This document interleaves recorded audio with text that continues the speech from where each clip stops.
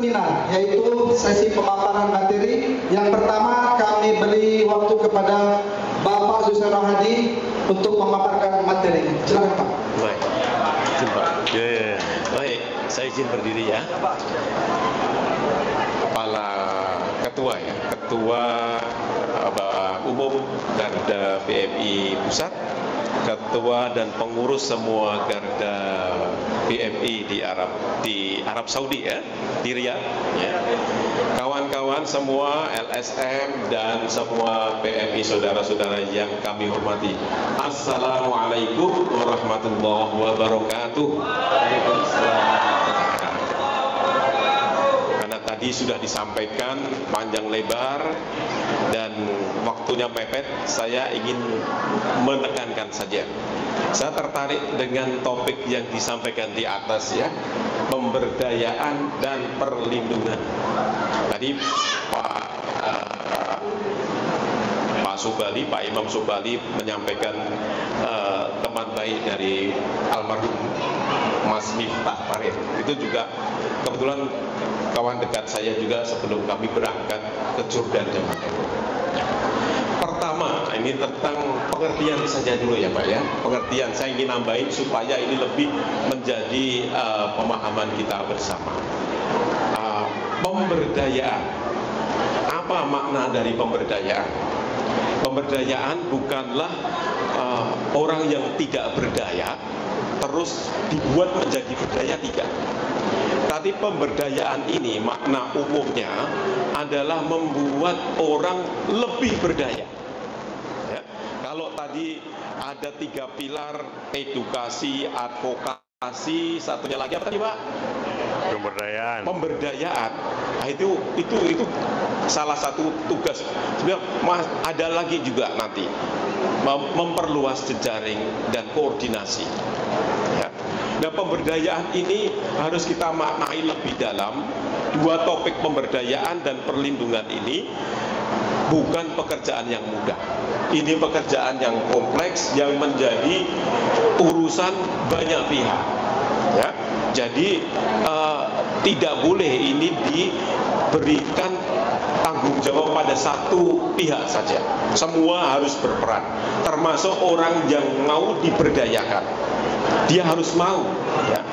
Jadi makna umum dari pemberdayaan ini khusus untuk para pekerja migran Indonesia di luar negeri, kalau di Arab Saudi, harus dimaknai dia peningkatan kualitas kemampuan untuk mandiri, kualitas daya tawar untuk bisa memperjuangkan hak-haknya sendiri, ya, dan bisa bermartabat tadi untuk meningkatkan kualitas menjadi mandiri, menjadi individu yang merdeka, bermartabat dan terhormat.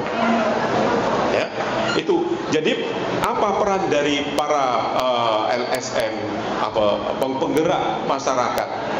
Tadi sudah disampaikan ada pilarnya edukasi, sosialisasi dan edukasi itu adalah pilar yang mendasar saya kira. Banyak hal yang bisa diinformasikan pada kawan-kawan kita yang saat ini perlu diberdayakan. Khususnya apa? Kalau harus diupayakan itu di bidang apa? Kalau saya boleh menyesuaikan dengan konteks kekinian, sosialisasi dan edukasi di bidang hukum dan kebudayaan selama dia tinggal dan bekerja di Arab Saudi. Karena ini yang jarang dipahami. Dia mengerti tapi dia tidak paham. Dia paham tetapi tidak tahu bagaimana mengaplikasikannya. Jadi seseorang itu tidak cukup dia mengerti, tidak cukup paham, tetapi juga harus dikasih teladan.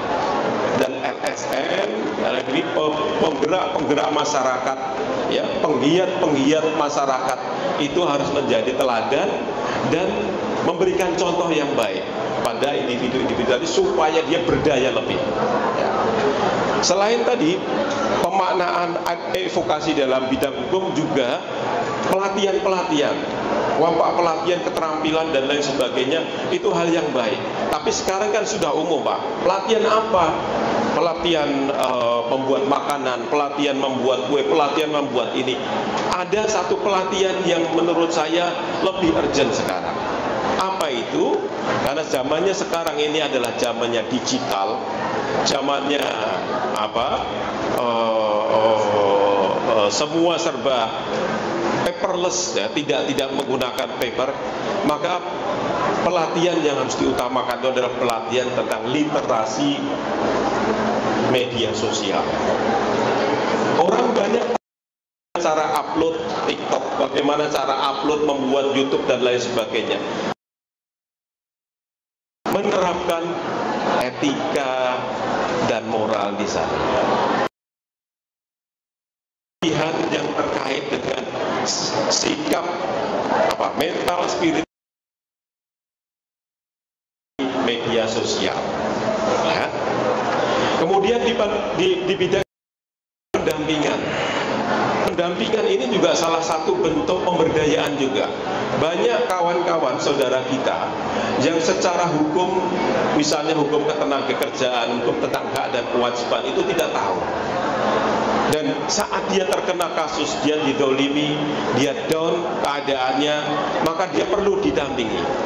Dan itu fungsi dari penggiat-penggiat masyarakat harus hadir di sana.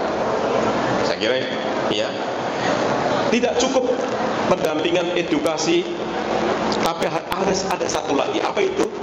Koordinasi. Ya, jadi kalau dia sudah memberikan pendampingan, dia juga harus bisa menjembatani, memfasilitasi. Koordinasi dengan siapa? Dengan pihak yang memiliki kewajiban melakukannya. Dalam hal ini apa? Misalnya KBRI misalnya. Koordinasi ya. Nah, koordinasi ini ada tata caranya juga Bapak Ibu. Ada hal yang harus ditempuh.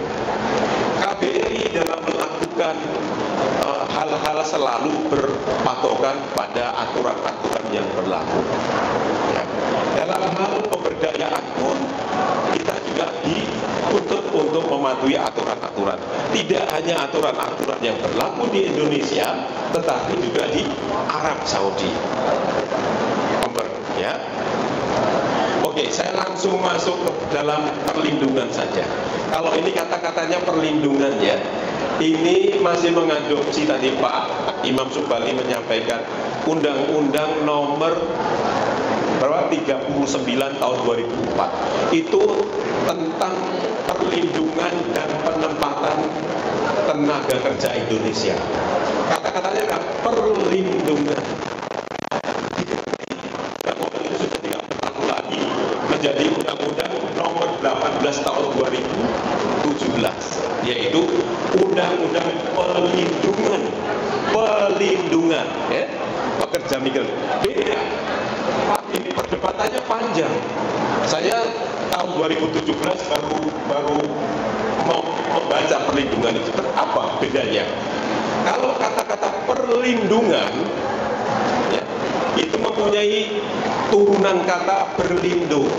Jadi seolah-olah orang tadi tenaga kerja Indonesia itu dalam berbagai hal dia berlindung, dia secara aktif ya.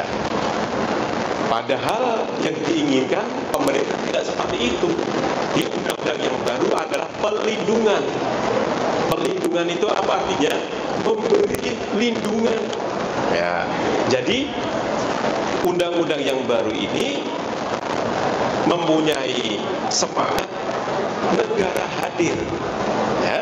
Negara hadir untuk memberikan lindungan bagi para pekerja migran. Tapi itu turunannya masih panjang Bapak Ibu sekalian.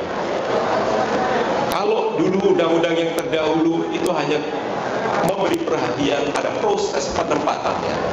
Tetapi kalau undang-undang yang sekarang lebih komprehensif, yang memberi lindungan sebelum bekerja, pada saat dia bekerja, dan pasca dia bekerja. Itu jadi cakupannya jauh lebih luas. Nah, terkait dengan dua topik ini tadi, pemberdayaan dan pelindungan, maka kita kaitkan dengan peran dan fungsi penggerak masyarakat. Itu dibutuhkan. Ya. Kawan-kawan PMI yang mandiri tidak sendiri-sendiri, karena kita makhluk sosial ya. Dalam teori itu lonely wolf itu berbahaya. Ya, kalau ada ibarat ada domba pecah keluar dari kumpulan yang seharusnya kumpul, nanti akan dimanfaatkan oleh pihak-pihak lain. Dan ini kasusnya sudah banyak. Untuk itu Anda jangan anti dengan kelompok-kelompok yang memang ada di sini. Pilih kelompok yang baik. Ya. Dan salah satu yang bisa Anda jadikan juga dia kelompok dari sendiri. Jadi kawan-kawan tadi ini jadi momen yang bagus menurut saya dalam hal misalnya berkoordinasi kalau dengan KBRI dalam hal pelindungan rambu-rambunya ya, bahwa kita mengedepankan pihak-pihak yang bertanggung jawab, kita tidak mengambil pelaku, dan yang terakhir ini yang paling penting dan selalu dan menghargai aturan dan hukum yang berlaku di mana negara kita berada. Kacamata kita sendiri, bahwa kita harus bertindak seperti itu, kita harus berlaku seperti itu. Tetapi ketika itu tidak sesuai dengan aturan yang berlaku di sini, tidak sesuai dengan tata krama yang berlaku di sini, itu menjadi ancaman. Ya, jadi kami perlu bahwa apa-apa yang harus Anda lakukan, baik kami juga melakukan membantu proses pemberdayaan, perlindungan, kita tidak lepas dari aturan yang diberlakukan, juga adat istiadat yang berlaku. Saya kira itu saja sebagai pemantik diskusi. Nanti selanjutnya akan disampaikan paparan yang lebih banyak dari narasumber berikutnya. Demikian, wassalamualaikum warahmatullahi wabarakatuh. Waalaikumsalam warahmatullahi wabarakatuh. Teman-teman nyimak tadi, nyimak. Coba. Kalau saya sih catatnya ada 3 yang pentingnya. Yang pertama itu LSM adalah sebagai penggerak masyarakat harus memberikan contoh yang baik dan contoh teladan yang baik seperti itu. Terus yang kedua apa coba? Undang-undang perlindungan tahun berapa? Yang pertama yang perlindungan tahun berapa? 1924. Nah, gitu Pak.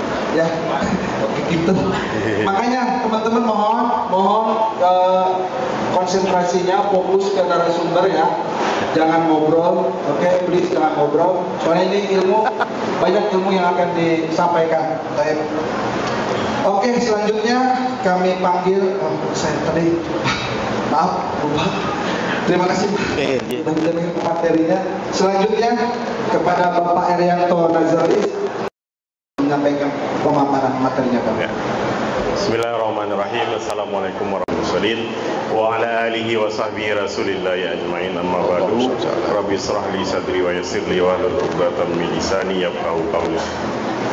Yang saya hormati Bapak KPW selaku wakil dari Dubes, Pak Ketua Garda BMI Pusat, Bapak Pembicara, Bapak Ibu keluarga besar BMI, Garda BMI dan LSM serta mahasiswa dari Universitas Terbuka yang kami banggakan.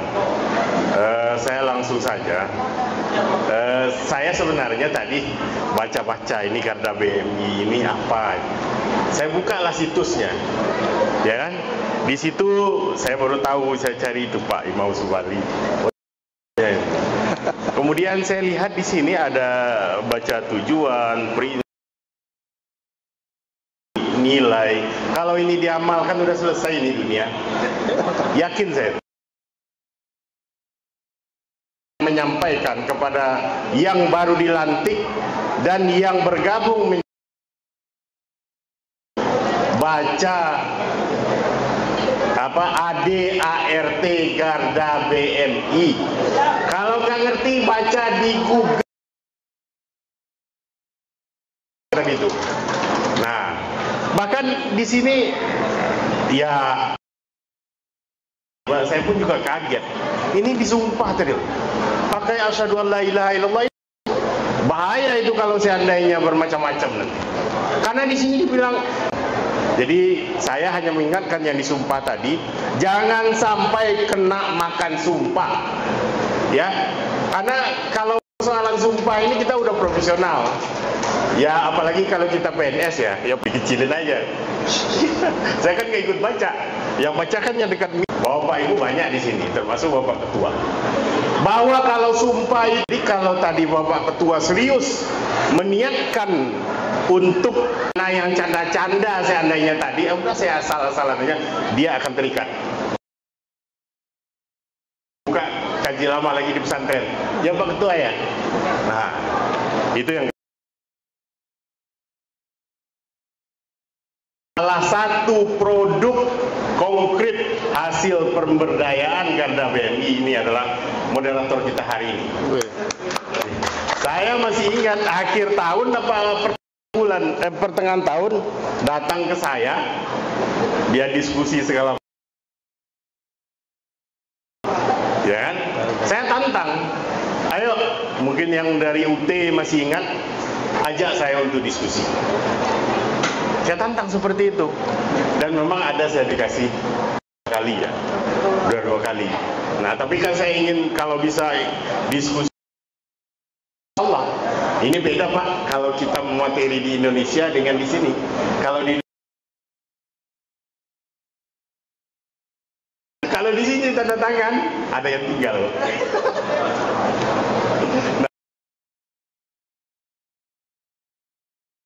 Senang bahwa kehadiran kita selaku perwakilan negara memberikan sesuatu yang bermakna. Tapi seperti apa yang disampaikan oleh Pak Anaker sebelumnya, bahwa kehadiran kita di sini sebagai perwakilan pemerintah bukan berarti kita berkuasa seperti pemerintah di Indonesia. Saya hari ini sengaja pakai acara nggak pernah saya pakai, ya. Kenapa saya pakai baju ini? Kejaksaan kemarin ulang tahun yang ke-64, tanggal 22 Juli. Sehingga kami juga ingin memperlihatkan bahwa kami hadir di sini, berusaha berbuat yang terbaik di sini. Yang kedua, pesan yang ingin saya sampaikan adalah untuk berbangga-bangga. Nauzubillah min dzalik. Yang ingin saya sampaikan adalah walaupun saya ini jaksa di Indonesia, ya, saya ini bekas di Gedung Bundar. Kalau terakhir saya nyidangin perkara Asabri, tapi di sini saya tidak ada arti berhadapan dengan pemerintahan Arab Saudi. Tidak ada artinya. Oh, baju saya gini, enggak. Saya pangkatnya ini, enggak ada artinya. Kenapa? Prinsip perlindungan tadi menghormati aturan hukum yang ada. Ini kan banyak nih teman-teman, ada yang datang. Misalnya ya, kami dianiaya segala macam. Terus gimana Pak? Misalnya untuk melapor kasus misalnya di sini. Kalau kita berhadapan ke polisi, mungkin kalau kita penegak hukum di posisinya di Indonesia, kita bisa. Kalau anak buah nggak mau, kamu mau tetap kerja atau mau saya pindahin? Tapi kalau di sini enggak, kita yang menghamba-hamba kepada mereka. Dalam tanda kutip. Artinya bagaimana kita bisa menjaga perasaan mereka agar kemauan kita bisa terpenuhi. Diplomasi dalam advokasi. Di sini mereka jelas saja kalau kita tanya, mana buktinya? Ada, ini pengalaman kami, WNI yang memang benar-benar sudah dianiaya. Kita udah cari tempatnya benar, kamu yakin di sini? Benar. Lalu kita lapor ke polisi, polisi mencari malam. Kemudian apa ngomongan polisi? Enggak ada terjadi di sana. Nah, begitu sulitnya. Makan hati nggak kita itu? Makan hati. Tapi kita tidak buat. Ya udahlah kita. Ini mohon maaf ini. Kalau ada teman-teman di sini yang merasa apa namanya itu, ya udahlah kita aja bertindak segala macam. Kalau ada misalnya kita lihat di depan mata ini perlu kita hati-hati. Kalau itu aman ya alhamdulillah. Kalau tidak aman, kita lagi apes. Nauzubillah min zalik.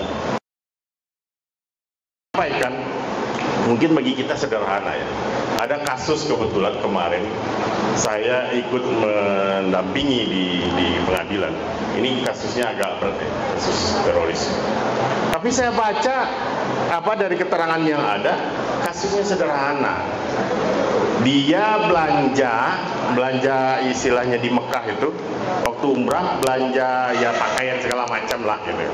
Lalu tawar-tawar, kemudian nggak jadi beli. Kalau kita di Indonesia, ya kan kadang-kadang sabar penjualnya. Jadi kesal lah orang ini, orang penjual. Dia kesel lah, intinya kamu mau ada duit apa enggak, itulah kalau gayanya di kita di sini. Nah, kemudian ini merasa tersinggung orang kita ini. Lalu dia ngomong, wah di sini kerajaannya begini. Ya pokoknya menghina lah sebuah kerajaan. Apa yang terjadi? Udah 2 tahun di dalam penjara. Masih proses sidang. Itu kalau kita lagi apes loh. Ya, ini juga kasus yang mungkin menarik. Mungkin mohon maaf Pak Ketua. Ini kan juga yang viral juga anggota DPRD masalah haji. Itu sekarang di Jeddah itu yang kita coba ikuti, ada 2000 WNI yang ketangkap gara-gara tidak punya visa, ya kan, nggak punya visa haji. Ada yang misalnya ada yang hilang, ya pokoknya ada 2000-an lah. Atau travelnya itu travel nggak bermasalah, nggak tanggung jawab. Nah ini yang kita sudah ada data itu ada 19. Padahal kan ini persoalannya apa? Sederhana aja kan. Di sini sudah di WA semua. La hajja liman la tasrihalah.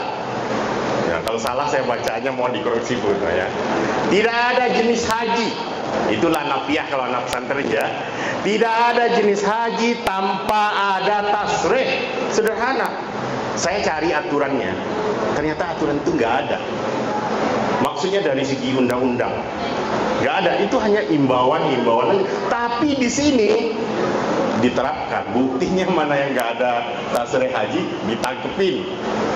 Ya kan banyak juga yang berbangga, kami bisa haji kok, dibuang ke Jeddah lalu balik lagi bayar bisa haji, tapi terlunta-lunta di Armusna.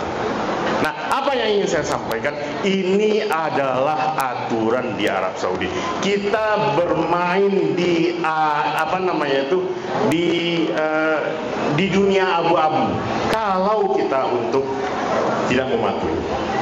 Nah, kemudian juga yang ingin saya sampaikan adalah seperti yang sudah disampaikan oleh Pak Naker tadi.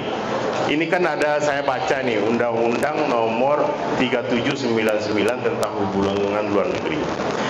Poin saya itu adalah bahwa terkait dengan perlindungan yang disampaikan tadi mengikuti aturan hukum yang ada, bahwa di KBRI itu bagaimana kita bisa memberikan pertimbangan hukum ya dan nasihat hukum terhadap kasus yang terjadi.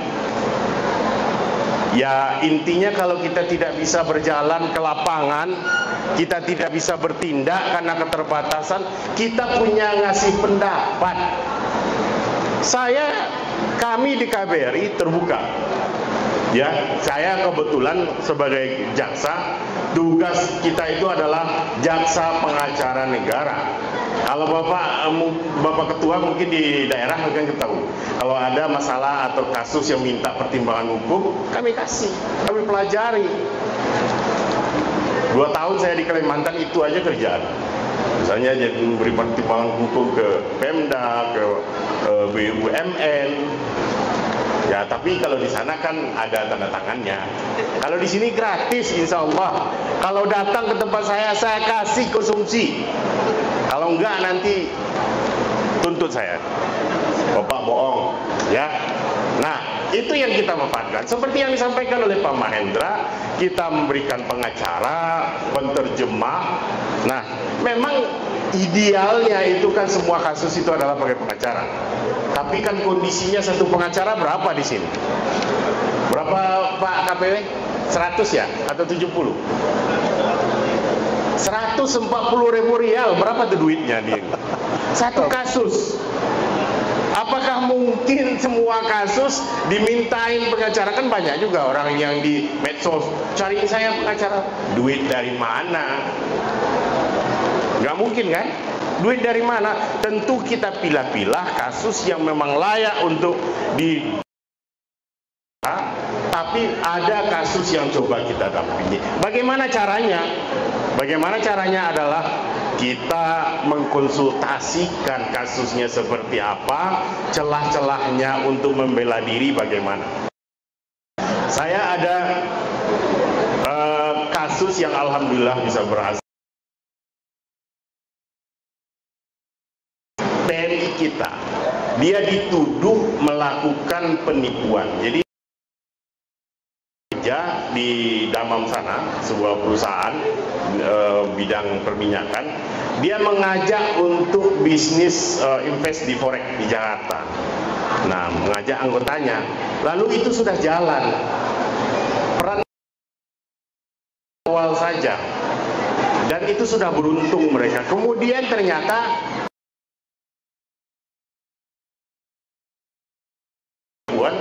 makanya dan diputus 4 tahun penjara.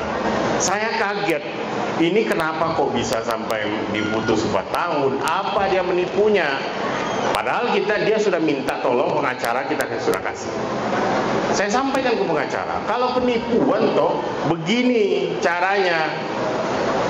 Kita lihat faktanya seperti apa, unsur perbuatan yang dianggap menipu itu seperti apa. Bahkan ya kalau kita nggak tahu ya, saya waktu itu dikibulin juga sama pengacara. Dibilangnya, Pak, ini kita udah bantu Pak, harusnya hukumannya 7 tahun, tapi ini 4 tahun.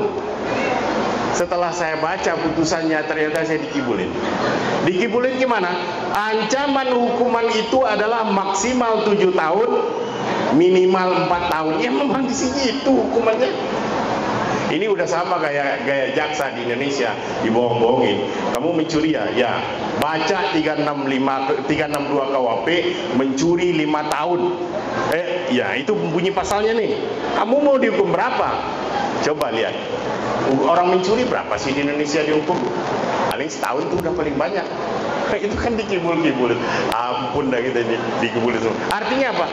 Setelah itu kita coba analisa ke sini, dan mereka mengajukan banding dan bebas. Kasasi juga kasasinya ditolak. Nah, artinya kan kita ingin seperti itu. Dan saya menyatakan hari ini, kalau ada kasus dari Bapak Ibu semua ingin berdiskusi dengan saya, ya monggo. Saya melakukan edukasi, ya, apalagi edukasi tentang hukum di Arab Saudi. Ini kadang-kadang jangankan hukum di Arab Saudi, di sini dijelaskan di dalam undang-undang ada kewajiban PMI itu ada. Nah ternyata itu nggak ada. Yang lapor. Ya, nggak. Tolong istri saya dapatlah kita surat dari. Tahu nggak apa bunyinya? Istri saya namanya si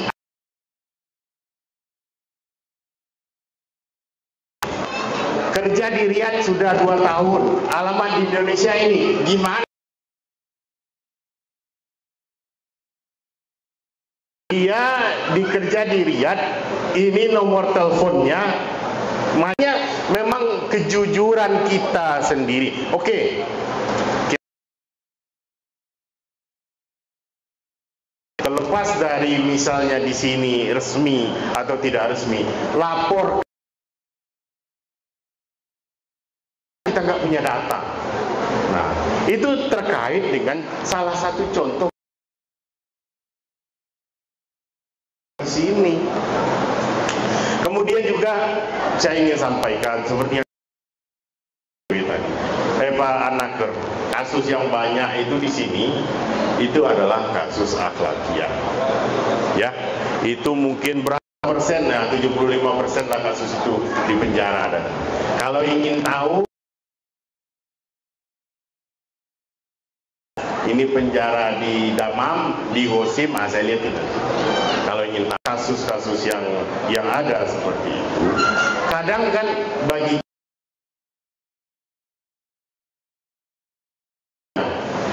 boleh ditandain wajah saya segala macam. Kadang-kadang lagi nggak bermasalah, mohon maaf, kadang gayanya kadang-kadang ya terpaksa sabar-sabar gitu. Kita tanya baik-baik. Saya pernah itu ada di taman di mana itu yang bayar 5 rial masuknya itu. Ada taman yang gede itu, ada tempat kapal-kapalan kecil. Hah? Salah Pak.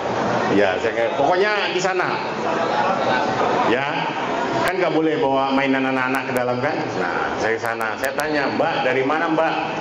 Wah, udah malam, udah maghrib ini masih nyanyi-nyanyi di sini. Ya serah kita lah, kita ini dari Syarikat, bukan kaburan. Lah kok ke sana larinya, kita tanya baik-baik. Emang saya pakai baju biasa aja. Ampun. Nah, inilah realitasnya. Artinya apa? Memang semua butuh keterbukaan kita. Kami dengan lapang hati untuk membantu, karena itu kerja kami di sini.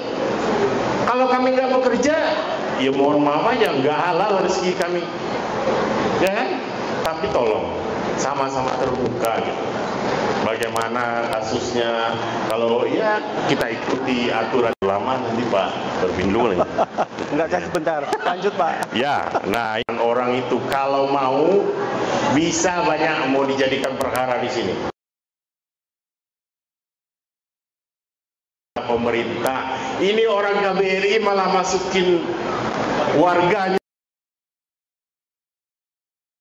Pak KPU yang ditarik.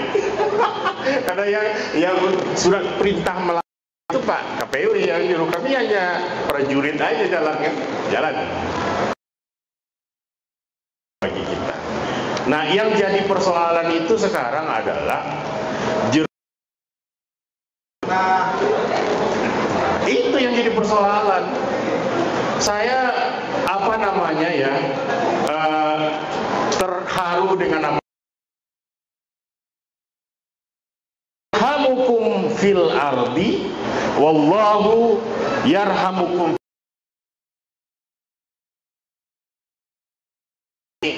Bahasanya intinya seperti itu saya lihat. Kalau kita di dunia itu yang akan kita tuai. Saya yakin, bukan saya ini enggak. Kalau ini melakukan jeruk makan jeruk, Allah itu Maha Adil. Apalagi kita yakin doa orang-orang teraniaya. Ya, kadang-kadang saya kasihan, saya melihat, saya kan sering curhat di Ruhama sama mbak-mbak itu di dalam. Kasihan kita lihat dari curhat-curhat mereka itu sendiri. Jadi dengan itu untuk kasus-kasus yang seperti apa. Jadi marilah kita sama-sama membantu.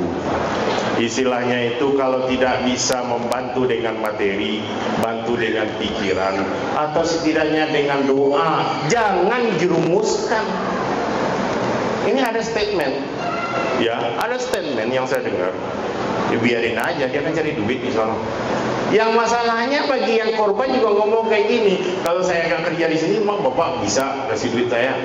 Nah ini gimana ceritanya? Nanti kami serba susah. Gimana kami mau membela hal-hal seperti ini? Nah, berikutnya kasus yang menarik juga adalah terkait dengan kalau bicara perdagangan orang, sebenarnya ini bisa ditindaklanjuti hal-hal seperti itu di Indonesia, ya, di Indonesia. Tapi kan kadang-kadang kita berpikir dua kali dulu. Intinya kita, ini kan beda nih. Kalau semangat saya di Indonesia itu maju tak gentar, itu aja semangatnya. Kalau di sini saya pikir-pikir, ini warga saya yang masuk penjara ini gimana nih? Saya harus bela, mau benar mau salah tetap harus saya bela. Itu posisinya di sini. Nah, kita berbuat jahat aja nanti dibela kok. Nah, ya, tapi makanya di dalam prinsip perlindungan itu kan bahwa perlindungan yang diberikan oleh perwakilan RI itu adalah tidak mengambil alih tanggung jawab. Siapa yang mencincang, dia yang memikul. Ini bisnis jualan-jualan ilegal ini. Ini sudah ada kasusnya itu di Madinah. Mahasiswa, kasihan juga sih saya melihat mahasiswa itu. Tapi dia kaya raya kayaknya. Dia itu punya uang 37.000 real. Berapa tuh duitnya 37.000? Maaf, 350 ya. 350.000 real. Berapa tuh duitnya? 1,5 ya. Jadi dia itu melakukan transaksi real, jual beli real, itu kerjaannya. Nah, jadi dia beli dari, ya mungkin dari inilah, dari apa namanya itu, ya dari yang orang-orang, ya kemudian dia jual ke travel itu, transaksi ketahuan, ditangkap. Dia ditangkap itu, kasihan dia baru semester 5, dihukum 4 tahun, uang 40 atau 50.000 real itu dirampas. Kemudian setelah menjalani juga dia didenda berapa itu, dan yang terakhir dideportasi. Ini kan karena tergiur, apa namanya itu, tergiur duniawi ya. Duniawi itu kan kalau bahasanya dunia kurang aja terus dun. Nah, tapi saya yakin kalau mahasiswa UT nggak ada yang tergoda itu. Biar saya puji UT dikit biar saya diundang. Nah, ini yang menjadi perhatian. Artinya apa yang ingin saya sampaikan, bahwa kasus itu dia dituduh pencucian uang karena dia melakukan transaksi keuangan ilegal, lalu uang hasil itu dianggap, ya, pembuktiannya sederhana aja, dia nggak bisa membuktikan uang itu dari mana sumbernya, nggak ada, udah selesai. Kalau di Indonesia agak susah, harus kita buktikan uang itu adalah hasil kejahatan. Istilahnya dia terbukti melakukan korupsi, uang itu ternyata diputar kemana-mana, itu baru TPPU. Kalau di sini enggak, pokoknya nggak ada dia membuktikan uang dari mana, yaudah selesai dunia ini. Nah, itu mungkin beberapa catatan bagi saya untuk menjadi bahan diskusi kita hari ini. Makanya ke depan saya ada beberapa catatan. Pertama, kalau bekerja, tahan aja lah bekerja. Kalau memang kita ada tersiksa segala macam, laporlah ke KBRI. Jangan lapor ke akun Facebook. Ya, jangan lapor ke akun Facebook. Selama ini yang teraniaya itu, boleh kita pastikan 100% dasarnya adalah Facebook yang kaburan, ya Pak ya. Kemudian yang kedua, iming-imingnya kan gaji besar. Yang logis-logis aja lah, gimana mau bisa gaji besar? Kita kan, mohon maaf ya Bapak Ibu-Ibu, kita kan lihat gaji itu sesuai dengan kemampuan lah, ya kan? Kalau kita presiden digaji 500 juta, oke. Tapi kalau saya misalnya hanya pegawai biasa digaji dia 100 juta, ya nggak masuk akal. Itu aja gitu. Kemudian yang kedua, untuk yang belum lapor, nah silakan ke hotline, kirimlah data, alamat, kerja di mana. Kalau nanti bermasalah kita bisa untuk menindaklanjuti. Jadi kalau suaminya khawatir, istri saya nggak ketemu, nah kita telepon langsung. Ya kan, oh berarti ini datanya nih. kan enak juga. Nah, kemudian yang selanjutnya adalah mari sama-sama kita melindungi. Ta'awanu 'alal birri wat taqwa wa la ta'awanu 'alal ismi wal udwan. Mungkin itu saja. Saya akhiri dengan wallahu muwaffiq ila aqwamit thariq. Assalamualaikum warahmatullahi wabarakatuh. Waalaikumsalam warahmatullahi wabarakatuh. Terima kasih Bapak Herianto.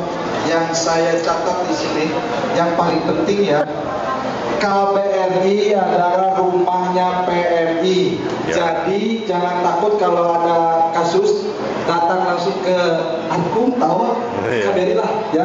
Pokoknya jangan takut teman-teman ya. Jangan takut pokoknya. Kalau ada kasus apa-apa lapor aja langsung sesuai dengan prosedur ya. Ada hotline, laporan ke hotline dulu.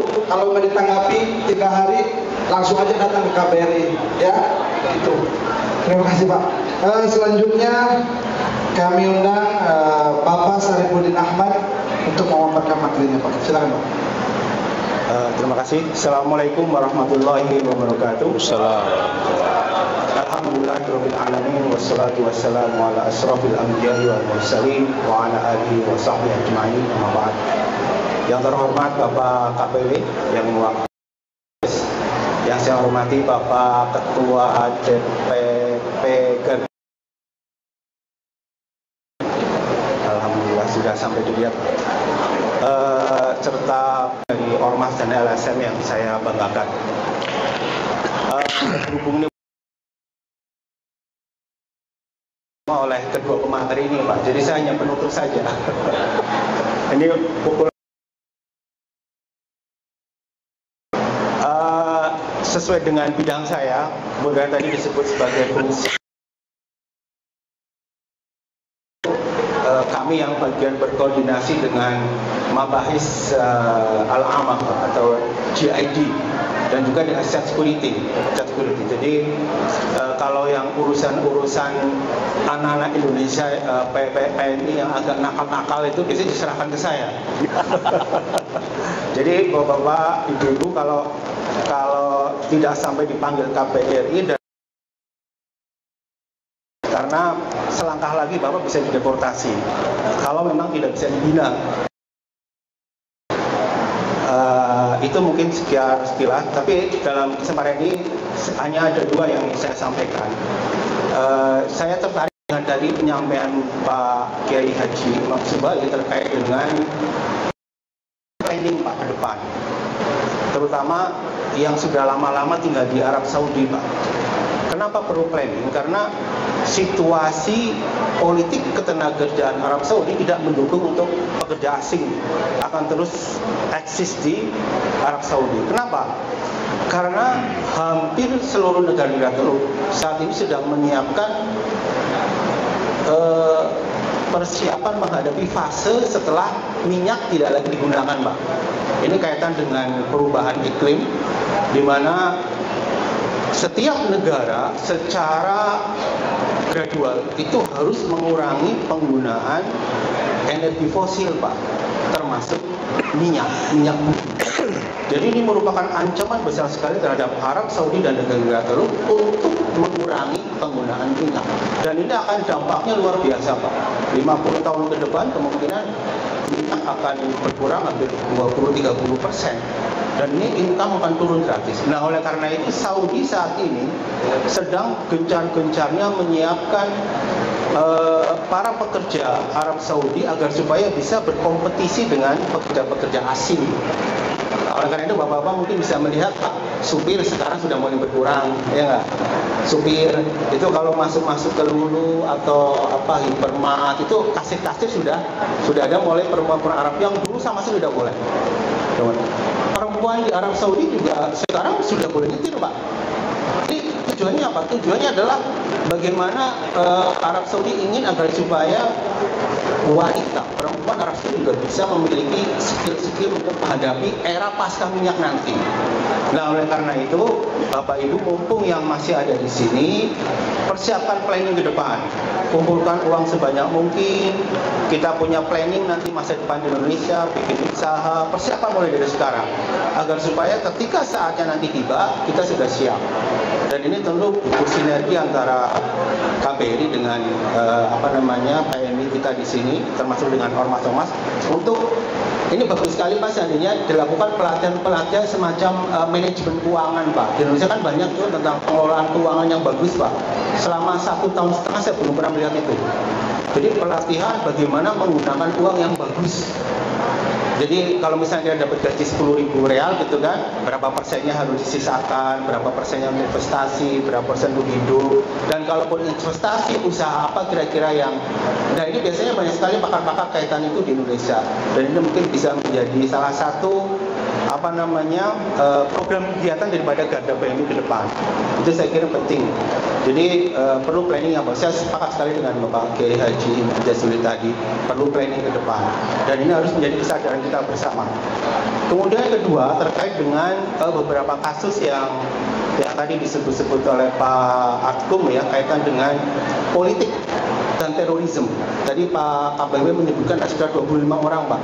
Jadi 25 orang ini 23 kasus terorisme, dan yang 2 ini adalah kasus politik. Kasus terorisme itu karena ada 23 orang ini adalah satu kelompok jamaah. Kebetulan 5 orang ini adalah tertangkap di Jizan Pak. 5 orang yang tertangkap di Jizan karena mau masuk ke Yaman yang tujuannya jihad. Nah, kemudian ditangkap oleh state security, kemudian diperiksa HP-nya dan ditemukan beberapa potongan video-video terkait dengan ISIS, terkait dengan bayat dengan Al-Qaeda dan sebagainya. Sehingga disimpulkan ini adalah bagian dari jaringan. Dan Bapak Ibu sekalian, kaitan dengan terorisme itu mohon jangan disepelekan. Karena prosesnya cukup jelimet Pak. Tadi yang disebutkan oleh Pak Akum tadi, yang Syamsul Ma'arif ya, itu 2 tahun Pak, 2 tahun baru proses investigasi, baru disidangkan. Jadi 2 tahun itu baru BAP, kemudian diteliti HP-nya, diteliti aliran dana keluar masuk, komunikasi. Nah, yang terkait dengan 23 orang ini ditemukan pembicaraan dengan salah satu FTF kita yang ada di Suriah Pak, sehingga kasusnya cukup lama. Biasanya kalau dia tidak ada indikasi apapun paling 2-3 bulan sudah dilepas. Tapi kalau yang khusus 23 orang ini ada sekitar 23 orang itu karena ditemukan indikasi tadi, makanya cukup lama. Dan kami sudah menemui yang bersangkutan di beberapa penjara, kemudian Pak Atum juga dari sisi hukum melakukan pendampingan, dan mudah-mudahan hukuman nanti tidak begitu berat lah, karena tidak ada indikasi mereka ingin melakukan teror di dalam Arab Saudi, hanya terpapar saja. Oleh karena itu ini yang mungkin bagi kita yang penting adalah dalam hal ini Pak, media sosial jangan sampai nge-like akun-akun yang di situ terindikasi akun-akun afiliasinya dengan ISIS, Al-Qaeda atau video-video yang lain. Klik itu aja sudah jadi masalah besar di sini. Masalah besarnya itu ada di aparat security sini bisa menangkap seseorang hanya dengan curiga.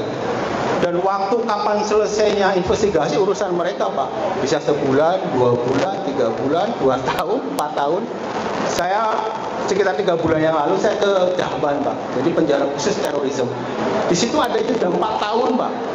4 tahun dengan itu belum disidangkan. Nah, oleh karena itu dalam bermedsos ini yang saya sering wanti-wanti ya dalam kesempatan, tolong berhati-hati dalam bermedsos. Kemudian yang kedua adalah mengkritik pemerintah Arab Saudi. Jangan sekali-kali disampaikan dalam media sosial, baik itu Twitter, grup-grup WhatsApp. Grup WhatsApp sekarang bisa disadap Pak. Ada namanya aplikasi, sekarang udah canggih ya. Kalau zaman dulu masih belum bisa, sekarang udah canggih. Namanya Pegasus itu bisa disadap, grup WhatsApp. grup-grup WhatsApp, jangan disampaikan di situ. Kalau mau mengkritik ya lewat pembicaraan bilang-bilang. Karena jika sedang apes, ini sebenarnya jadinya apes itu menjadi masalah besar yang akan dihadapi. Dan juga dalam kemarin saya baru menerima notice dari security ya terkait juga dengan konten-konten YouTube Pak, YouTube channel YouTube yang ada di Indonesia. Jadi mereka juga monitor beberapa tokoh nasional yang perlu saya sebutkan namanya yang berkomentar terlalu lantang dengan Arab Saudi. Mereka tandain. Dan orang ini kalau ke Arab Saudi saya jamin itu pasti langsung masuk penjara Dahban gitu. Nah, oleh karena itu mungkin perlu berhati-hati Pak, karena ini kaitan dengan prosedur hukum yang ada di Arab Saudi. Kemudian yang berikutnya adalah kasus kaitan dengan ini Pak, apa yang kemarin ramai Pak, haji ilegal itu, haji tanpa visa. Haji tanpa visa ini juga perlu menjadi perhatian Pak. Perlu diingatkan teman-teman di Garda BNI agar supaya tahun depan saya prediksi akan lebih ketat ya, saya banyak mendengar lah, banyak teman-teman yang jadi koordinator di Riyadh, ada di koordinator di Jeddah, di Mekah untuk memfasilitasi haji tanpa tasrih itu. Saya banyak dengar lah, tidak perlu saya sebutkan nama A, B, C, D gitu kan. Tapi perlu berhati-hati karena tahun depan saya perkirakan akan jauh lebih ketat. Karena sekarang sudah modelnya model semua pakai digital Pak, jadi tidak bisa dihapusi itu digital. Dan polisi-polisi yang membawa data itu dalam sebuah tablet itu mereka ngecek sangat mudah sekali, cukup jempolnya itu ditempelkan itu sudah kedetek ini ilegal apa tidak. Ini pakai visa haji atau pakai visa ziarah khoso atau pakai visa mudah sekali. Hanya nempelkan jarinya sudah langsung kedetek gitu. Karena teknologi sekarang mulai canggih Pak. Jadi mohon Bapak Ibu yang sekarang berniat tahun depan akan melakukan hal yang sama, tolong dipikirkan lagi untuk memfasilitasi haji ilegal ini. Mungkin itu dari saya, lebih kurangnya nanti mungkin dalam dialog bisa lebih hidup lagi ya. Tapi intinya saya meskipun banyak berkoordinasi dengan security, intinya pertama adalah melindungi. Yang kedua mungkin dalam kondisi terpaksa ya, kalau memang tidak bisa dibina ya mau bagaimana lagi. Saya pikir itu dari saya. Warahmatullahi wabarakatuh. Waalaikumsalam warahmatullahi wabarakatuh. Terima kasih Ahmad. Banyak catatannya, saya nyatet ada 5. Tapi yang paling penting yaitu planning ke depan untuk para PNI ya. Jangan lama-lama di sini kita planning, kita berinvestasi di rumah, bikin usaha apa ya. Jangan lama-lama di sininya.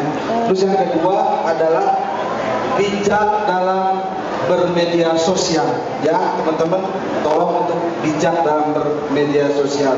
Karena kalau kata orang makan mulutmu harimaumu, kalau di media sosial mah jarimu penjaramu, begitu kalau nggak salah ya. Oke, selanjutnya kita langsung ke acara tanya jawab, sesi tanya jawab.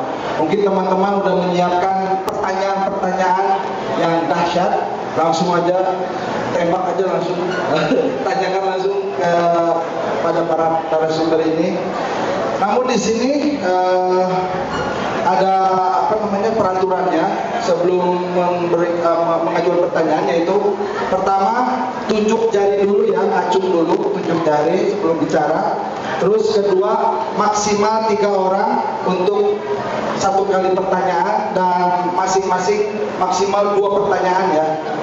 Terus pertanyaannya juga harus berkaitan dengan materi yang telah disampaikan. Silakan teman-teman, ada yang mau bertanya? 1, siapa lagi? Ada 1, 3 orang, 2, 3. Wah, 2 hima, 1 dari Pak Asep. Ini Pak Asep. Nah. Silakan Pak.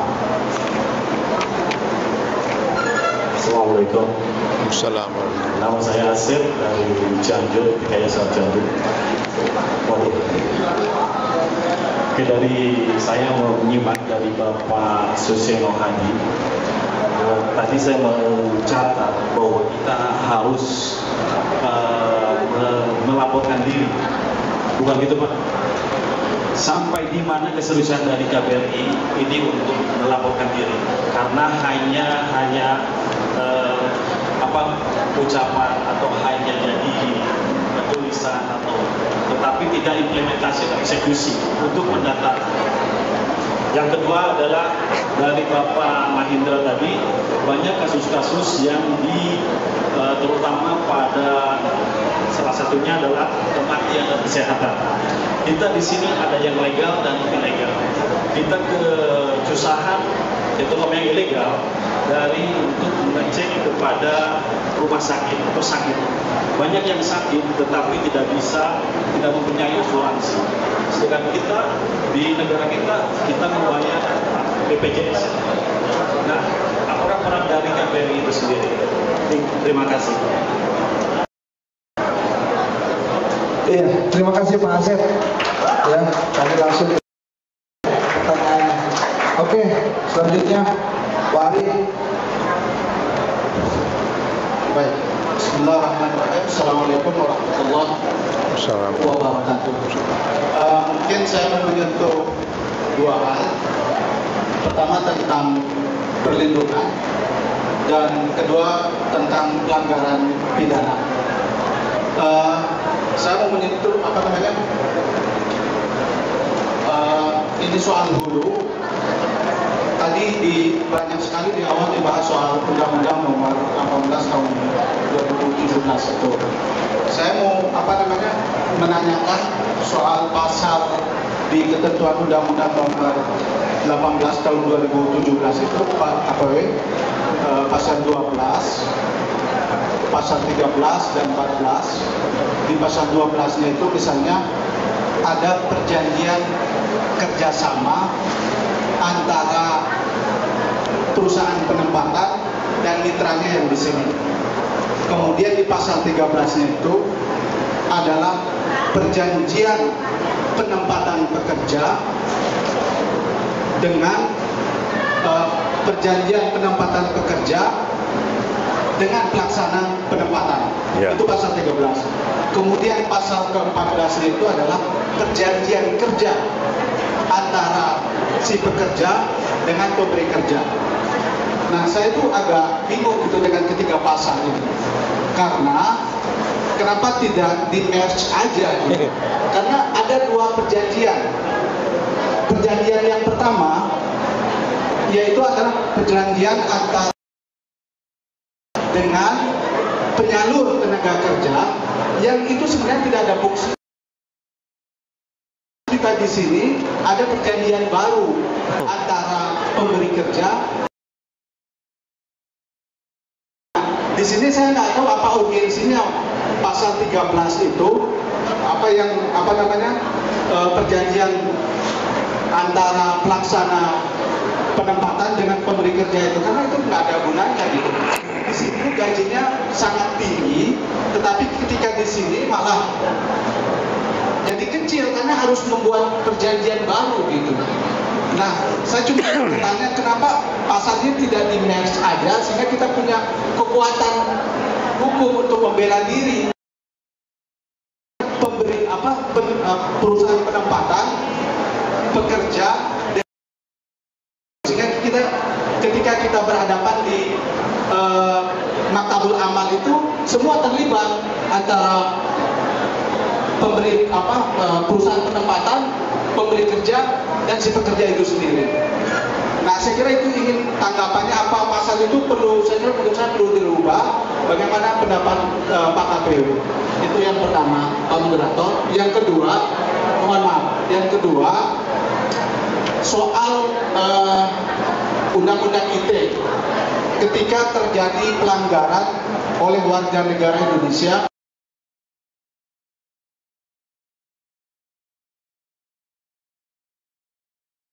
itu Pak Adkom. Ya.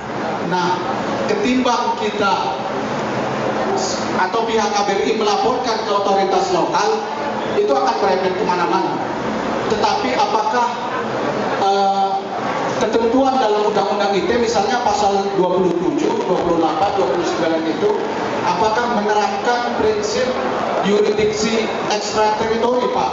Sehingga siapapun, misal dari keluarganya, bisa melaporkan yang bersangkutan yang memviralkan tindakan kekerasan di medsos ini kepada pihak berwajib di Indonesia, sehingga dia bisa diusut tanpa melalui otoritas lokal. Saya kira itu jelas baik. Terima kasih. Assalamualaikum warahmatullahi wabarakatuh. Waalaikumsalam. Terima kasih Mas Ari. Oh, dahsyat pertanyaannya.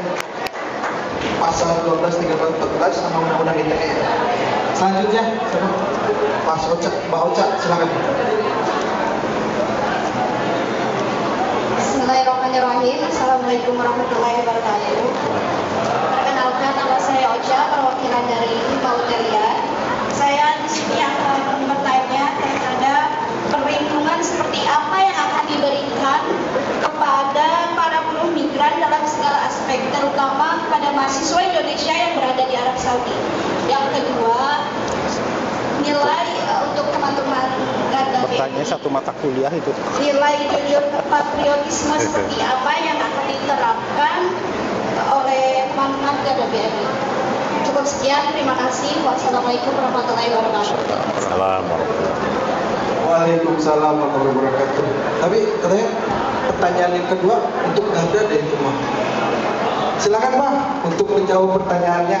Ada 3 pertanyaan dari Pak Asep, Wahani dan Teh Oca. Ini udah ada nih, udah ada nih. Baik, terima kasih pertanyaannya. Bagus-bagus banget nih. Kualitas. Yang pertama dari Pak Asep. Salah satu kewajiban dari pekerja migran adalah melakukan lapor diri saat dia kedatangan dan melaporkan diri saat dia mau pulang. Seberapa besar keseriusan KBRI? Ini saya jawab langsung. Jadi lapor diri karena saking dia itu esensi pentingnya itu sudah dimulai dari sejak sebelum dia pekerja. Kalau dia itu apakah dia itu pekerja mandiri, dia wajib metrik di BP2MI. Kalau dulu itu adalah mencari kartu tenaga kerja luar negeri, sekarang sudah nggak wajib, tetapi kewajibannya akan diri ke BP2MI. Perlunya untuk apa? Didata. Ya, jadi yang dilaporkan itu nanti apa saja? Paspor, job offer dari luar negeri, perjanjian kerja, plus nanti visanya yang diberikan, visa kerja. Kalau lapor diri, ini dari pihak ketenaga kerjaan ya. Kepentingannya juga dari pihak Kementerian Luar Negeri juga mewajibkan, dan sudah ada namanya portal Peduli WNI. Coba nanti dibuka di YouTube ya, Bapak Ibu sekalian. Ini sudah 3 tahun 4 tahun yang lalu. Portal cara lapor diri melalui portal Peduli WNI. Kalau Bapak Ibu sekalian, wah saya nggak sempat lapor Pak, secara ini lapor sendiri secara online, dan itu pasti akan tersimpan datanya di database Kementerian Luar Negeri. Coba nanti cari di YouTube cara lapor diri melalui portal Peduli WNI, pasti ada. Yang ketiga, saking pentingnya tadi, kami juga mewajibkan lapor diri secara manual. Ini yang kami terima juga secara banyak. Kami menyimpan, ya. Jadi mengirimkan secara online, secara WhatsApp boleh, melalui saya, melalui hotline juga boleh. Nanti akan kami kumpulkan itu. Apa yang dikumpulkan? Nomor paspor, kopi depan paspor, perjanjian kerja, dan di mana dia berada. Itu perlunya supaya kami data, kami simpan untuk apabila ada hal-hal yang terjadi. Dan itu sudah prakteknya sudah banyak. Pentingnya lagi, lapor diri sebelum pulang. Itu juga penting.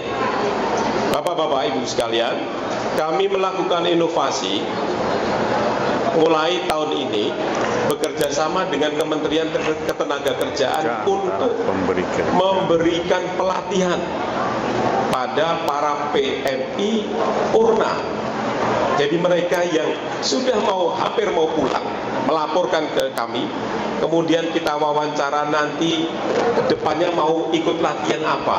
Karena di kementerian kami itu memiliki banyak vokasi-vokasi pelatihan, ya. Kemarin ada 18 orang, itu sudah diwawancara, dan nanti mau latihan apa? Di sana akan disalurkan dan diberikan latihan oleh kementerian kami dengan harapan supaya nanti dia bisa mandiri, berusaha, dan tidak perlu lagi kerja ke luar negeri. Ya, ini perlu kerjasama kita semua. Ya, kalau nggak ada yang lapor kepulangan, ya kita tidak bisa berbuat banyak untuk menginfokan Jakarta bahwa ini calon yang bisa ditarget untuk diberikan latihan. Oke, itu ya Pak Asep. Kemudian Pak Arief nih, ini bagus nih. Cuma saya koreksi sedikit, itu bukan Undang-Undang 18 ya, tapi itu di Peraturan Menteri Tenaga Kerja nomor 9 tahun 2019 tentang tata cara penempatan PMI ke luar negeri. Ya. Perlunya apa? Ini tadi pertanyaan Pak KPW ya. Pak KPW berkenan menjawab nggak? Nah, ya. Karena ini bidang saya dan ini saya lakukan hari-hari. Tadi ada perjanjian kerjasama penempatan. Gunanya untuk apa? Karena KBR ini fungsinya adalah verifikator, fungsinya adalah tadi mengedepankan pihak-pihak yang bertanggung jawab. Maka kami membutuhkan komitmen dua pihak, antara yang menempatkan dan antara yang mau ditempatkan. Ini ada tanda, ini berguna sekali. Nanti dia haknya akan dapat apa saja, dia akan bagaimana, ketentuannya itu diatur oleh antara mereka. Karena karena jarak ya, ada satu dan yang kedua itu merasa tertipu, dan ini bisa jadi dasar hukum, Mas ya, yaitu antara perjanjian kerjasama penempatan namanya, antara dua pihak. Yang kedua, perjanjian kerja antara PMI dengan calon penempatan, si penempatan itu, yang menempatkan P3MI dalam hal ini. Ini juga perlu, tapi ini kita tidak simpan. Ini ada di Indonesia. Perlunya apa? Perlunya ketika dia didolimi tidak sesuai dengan apa yang dijanjikan dan PMI itu menuntut ke kami, mengadukan, ini PT ini bisa kita jewet. Kita punya datanya ini, mulai dari sanksi administrasi, sanksi pencabutan itu yang paling berat karena dia menyetorkan sejumlah jaminan kepada pemerintah. Kalau berat sekali kita limpahkan kepada Pak Jaksa untuk kasus pidana perdata ribuan. Ya, itu yang kedua. Kalau yang ketiga, perjanjian kerja antara PMI dengan majikan di sini. Ini juga penting. Saya tahu bahwa di sini ini ada perjanjian kiwa antara perjanjian hubungan kerja baru ya. Kemudian ada lagi perjanjian gosi juga ya. Kok gajinya nggak seimbang Pak? Kenapa? Nggak sama. Perjanjian kerja yang ditandatangani dengan kita, yang kita saksikan, yang disaksikan oleh KBRI, itu perlunya itu tadi. Kalau ada pengaduan, silakan dicoba saja, asalkan mau resikonya ya. Sayangnya tidak pada mau resiko. Pak, saya ternyata di sini cuma digaji 1.200, padahal di situ 1.500. Nah, ayo kita jujur. Ini perjanjian kerja yang sudah dia disaksikan oleh Kadin setempat, disaksikan oleh Kemenlu, Kementerian Luar Negeri setempat, dan disaksikan oleh kita. Ini bernilai hukum. Tapi sayangnya para PMI kita, Pak, saya baru kerja sebulan, 2 bulan. Nanti kalau saya diputus gimana? Ya itu resiko, memang resikonya seperti itu. Tapi kalau dia memang keras, Pak, ayo kita ini bisa jadi fakta hukum, bisa jadi dasar hukum dan pernah kepakai. Ya, jadi apapun bentuknya itu bermanfaat bagi KBRI karena KBRI punya standar. Tapi kami tahu, karena itu tadi PMI kita lemah daya tawar pemberdayaan tadi jalan misalnya dengan kita juga tidak bisa menekan pihak pemerintah sini, Pak ini ada laporan seperti enggak. Tapi kalau kita mau bareng dan mau disebutkan namanya, sayangnya pelapor bilang, Pak jangan sebut nama saya kalau nanti melaporkan. Kita tahu kita itu banyak kasus seperti itu, perawat-perawat dan lain sebagainya. Maka dengan pemberdayaan, kalau memungkinkan, ayo berani sama. Kita bisa, kita punya dasar hukum. Jadi perlunya itu ya Mas ya, itu. Juga seperti apa nanti mungkin Pak ini nambahin ya, Mbak Ocha tadi. Ini pertanyaan bagus. Pak, kalau saya anggota BPJS Ketenagakerjaan, lalu saya terkena penyakit sakit di sini, apakah saya bisa klaim uang saya? Terus terang ya, Bapak Ibu sekalian, ini BPJS yang baru dicetuskan itu baru bergulir. Kalau bisa bagus ya. Baru bergulir dan belum ada pengalaman. Pernah satu pengalaman kemarin ada kasus PMI kita loncat dari ketinggian, kakinya patah. Ya. Dengan catatan dia sudah memiliki anggota BPJS dari awal dan dia dilaporkan melaporkan dirinya bahwa dia sakit karena pekerjaan. Ingat ya, sakit karena pekerjaan, hubungan kerja. Kalau dengan pekerja BPJS biasanya sakit karena hubungan kerja. Beda kalau sakit-sakit yang sifatnya degeneratif dan itu nanti mungkin jadi pertimbangan lain. Silahkan dilaporkan ke KBRI. Nanti kita akan membuat surat ke BPJS supaya mereka mau mengirimkan kita uangnya. Ya. Tentunya tidak sebesar, akan bertahap. Ya. Itu kalau berhubungan dengan kerja. Ingat ya. Bukan kalau misalnya stroke Pak, tapi stroke-nya kenapa? Oh, tiba-tiba dia jatuh. Nah itu masih debatable itu nanti. KBRI tidak bisa memastikan. KBRI hanya mampu memfasilitasi pelaporan saja. Karena kemarin sudah pernah tadi Mbak loncat, kakinya patah. Kita diinfo, Pak, silahkan menyurat ke kami sesuai laporan yang diajukan. Nanti kami akan kirimkan uang untuk pengobatannya. Dengan catatan tapi sakit atau kecelakaan karena hubungan dengan kerja. Ini memang ini butuh penyaksian. Pak, kalau misalnya lagi nyopir gimana? Selama itu dalam jam kerja itu dalam hubungan pekerjaan itu ya. Tapi kalau misalnya nyopir karena malam minggu sedang piknik ya mau alam.